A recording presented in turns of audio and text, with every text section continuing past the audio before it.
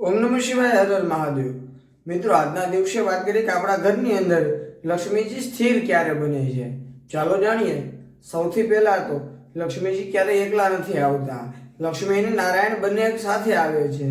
તો આપણે શું કરીએ છીએ? લક્ષ્મીજીને એકલાને બોલાવીએ છીએ કે હે લક્ષ્મીજી, અમારા ઘરની અંદર વાસ કરવા વાળા બનજો. પણ એમ ક્યારેય લક્ષ્મી નથી આવતી. લક્ષ્મી અને નારાયણ બંનેને એક સાથે તમારે આમંત્રણ આપવાનું હોય છે કે હે લક્ષ્મી નારાયણ દેવ, મારા ઘરની અંદર સદાયને માટે કાયમ વાસ કરવા વાળા બનજો. ચાલો લક્ષ્મી અને નારાયણ બંનેને પ્રાર્થના કરીએ.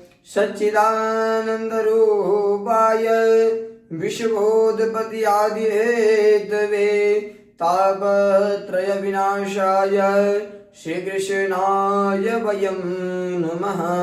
લક્ષ્મીનારાયણ દેવતાભ્યો નમસ્કાર નમસ્કારોમિ ચ નમઃ. ઓમ નમઃ શિવાય. હર હર મહાદેવ.